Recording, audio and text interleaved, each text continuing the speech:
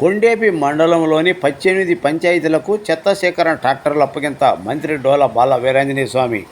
చెత్త రహిత ఆరోగ్య గ్రామాలుగా తీర్చిదిద్దడమే ప్రభుత్వ లక్ష్యమని రాష్ట్ర సాంఘిక సంక్షేమ శాఖ మంత్రి డోలా బాల వీరాంజనేయ స్వామి చెప్పారు.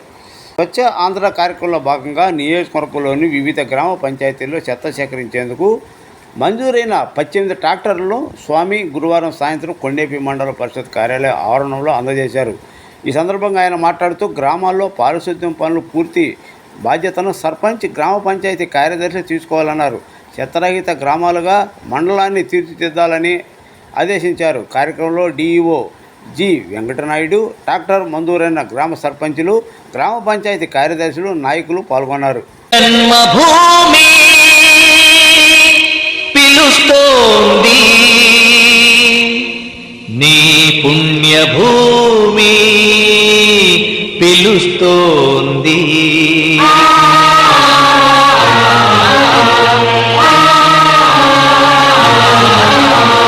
తరలుదాము రండి మనం జన్మభూమికి, తల్లి పాల రుణం కొంత తీర్చడానికి.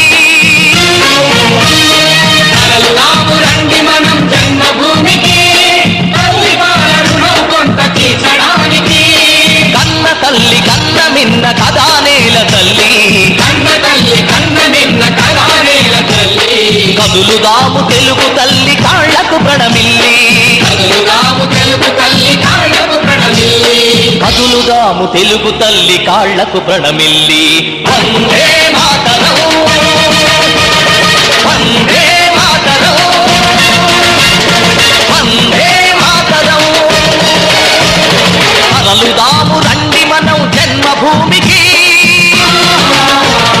తల్లి పాల రుణం కొంత తీర్చడానికి.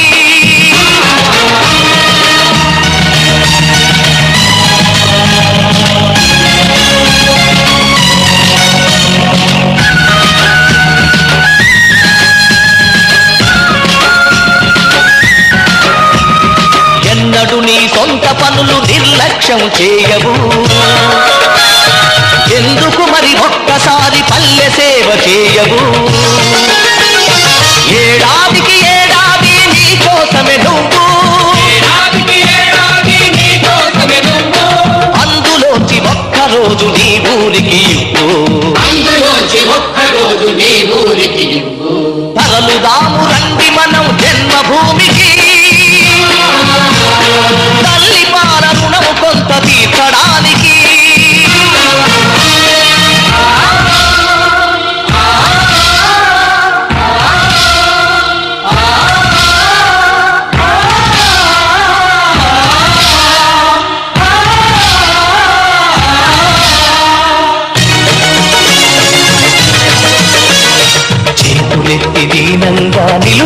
అధికారంలోకి వచ్చిన తర్వాత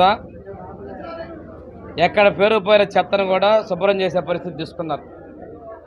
ఈరోజు స్వచ్ఛాంధ్ర మిషన్ కావచ్చు, కేంద్రంలో స్వచ్ఛ భారత్ మిషన్ కావచ్చు, మన ఉప ముఖ్యమంత్రి పవన్ కళ్యాణ్ గారు పల్లె సేవల ప్రగతిని కోరుకుంటా ఉన్నారు. కేంద్ర ప్రభుత్వం మోడీ గారి సహకారంతో మనం ముందుకెళ్తా ఉన్నాం. ఈరోజు మన నియోజకవర్గంలో మండలానికి 6 ట్రాక్టర్లని క్లీన్ అండ్ గ్రీన్ కింద ఇవ్వడం జరిగింది. 2000 పైబడికి జనాలు ఉన్నటువంటి గ్రామాలకు ఇవ్వడం జరిగింది. పోయినసారి కూడా 14-15 మండల కేంద్రాల్లో మనం ఇవ్వడం జరిగింది. ఇది తీసుకున్నట్టయితే మన కొండేపి నియోజకవర్గంలో 18 ట్రాక్టర్లకి 1,10,52,000 రూపాయలు మనం ఖర్చు పెట్టడం జరిగింది. మన ప్రకాశం జిల్లాకి 120 ట్రాక్టర్లకి 7,36,80,000 రూపాయలని ఈ ట్రాక్టర్ల కోసం ఖర్చు పెట్టడం జరిగింది. రాష్ట్ర వ్యాప్తంగా కూడా మన ప్రభుత్వం వచ్చిన తర్వాత మొత్తం 1,297 ట్రాక్టర్లని, 903 ట్రాక్టర్లని 55,44,42,000 రూపాయలకి కొనుగోలు చేయడం జరిగింది. ఇవి కాకుండా ఇంకా ఒక 1,297 ట్రాక్టర్లు కొనుగోలు చేసేటువంటి ఆలోచనలో ప్రభుత్వం ఉంది. అంటే ఒక్కసారి గమనించుకోండి, పల్లెల్లో ఉన్నటువంటి చెత్తను తొలగించేదానికి కూడా మా ప్రభుత్వం ఎంత శుభ్రం చేస్తుంది. పల్లె సీమలు శుభ్రంగా ఉండాలి అనే ఉద్దేశంతో ముందుకెళ్తున్నాం. ప్రతి నెల 3వ శనివారాన్ని స్వర్ణాంధ్ర స్వచ్ఛాంధ్ర విజన్తో ముందుకు తీసుకెళ్తున్నాం. అంటే గతంలో ఏమైపోయినాయి అనేది నేను ఒక్కటే ప్రశ్నించేది, ఎప్పుడు మాట్లాడినా కానీ ఎందుకు చేయలేకపోయారు. ఈరోజు ఇవన్నీ మేము చేస్తున్నాం. ఈరోజు చూడండి ప్రతి గ్రామంలో ప్రతి మండలం నుంచి కూడా సర్పంచ్లు అదేవిధంగా సెక్రటరీస్. ఇంకో విషయం ఏంటంటే చాలామంది సర్పంచ్లు అవతల పార్టీల వాళ్ళే. మేము రాజకీయంగా వివక్ష చూపల, గ్రామాలు బాగుపడాలి జనాభా ప్రాతిపదికన తీసుకొని ముందుకెళ్తున్నాను తప్పితే ఎటువంటి వివక్షలు చేయలేదు.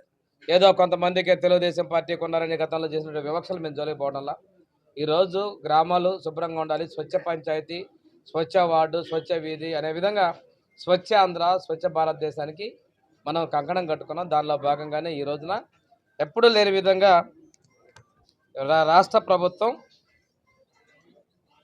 135 కోట్ల కాదు కదా 55 కోట్ల 44,42,000 రూపాయలు ఖర్చు పెట్టి ఈరోజు ట్రాక్టర్లని కొనుగోలు చేయడం జరిగింది. మనం ఇవి మళ్ళీ భవిష్యత్తులో కూడా జనాభాను తీసుకొని ఇంకా ట్రాక్టర్లు పెంచే విధంగా చర్యలు తీసుకుపోతాం. ఇవే కాదు, మనం పెద్ద పంచాయతీల్లో డ్రైన్ క్లీనర్స్ని కూడా ఇవ్వబోతా ఉన్నాం. ఇక్కడ ఇంకో విషయం, 14-19 మధ్యలో ఎస్సీ కార్పొరేషన్ డ్రైన్ క్లీనర్ ఇస్తే తెలుగుదేశం పార్టీ ఇచ్చిందని ప్రగతి భవన్ దగ్గర వృధాగా పాడేసిన సంఘటన ఉంది. ఇది రాష్ట్రం అంతా ఇదే ఉంది. ప్రభుత్వ దొమ్మును దుర్వినియోగం చేయడం, వృధా చేయడం వాళ్ళకి మెనతో పెట్టే విద్య. ఈ రోజున ఆటోలు కూడా తీసుకొచ్చి పవర్ తోటే మనం పెట్రోల్ డీజిల్ లేకుండా పవర్తో నడిపే విధంగా తీసుకొస్తే వాటిని మూల పడేసారు. తిరిగి వాటన్నిటిని కూడా వాడుకలో తీసుకొని వస్తూ ఉన్నాం. ఏది ఏమైనప్పటికీ కూడాను మా ప్రభుత్వ సంకల్పం ఒకటే, ఎన్డీఏ ప్రభుత్వ సంకల్పం. భాగస్వామ్య పక్షాలైన జనసేన, బీజేపీ, తెలుగుదేశం పార్టీల యొక్క లక్ష్యం ఈ రాష్ట్రాల్లో స్వచ్ఛంగా తీసుకొని రావాలి, ప్రతి ఒక్కళ్ళు కూడా అండగా ఉండాలనేది ఇది. రెండోది, పేదరికం లేని సమాజంలో భాగంగా రేపు 30వ తారీఖున ఉగాది పండుగ రోజు మన ముఖ్యమంత్రి గారు విజన్ 47లో పూర్ టు రీచ్ కార్యక్రమాన్ని కూడా P4 కార్యక్రమాన్ని కూడా తీసుకొని వచ్చేటువంటి పరిస్థితిని సంకల్పం నాంది పలుకుతున్నారు. వీటన్నిటి లక్ష్యం ఒకటి, ఈ రాష్ట్రం 2047కి పూర్తిగా అభివృద్ధి చెందాలి, పేదరికం ఉండకూడదని లక్ష్యంతో ముందుకెళ్తున్నాం. గత ప్రభుత్వంలో మంజూరు చేసిన ఇళ్లకు కూడాను అధికంగా ఎస్సీ, ఎస్టీ, బీసీలకి అయితే 50,000, ఎస్టీలకి 75,000 కూడా మేము చెల్లిస్తున్నాం. వాళ్ళలాగా తెలుగుదేశం వాళ్ళు ఇల్లు అని చెప్పి ఆపేటువంటి సంస్కృతి మేము లేవు. ఈ ప్రతి ఒక్కరికి ఇల్లు ఇవ్వాలని మా ముఖ్యమంత్రి గారి యొక్క సంకల్పం నెరవేర్చేదానికి మీ అందరి సహకారం కూడా కావాలని మనస్ఫూర్తిగా కోరుకుంటూ సెలవు తీసుకుంటాం.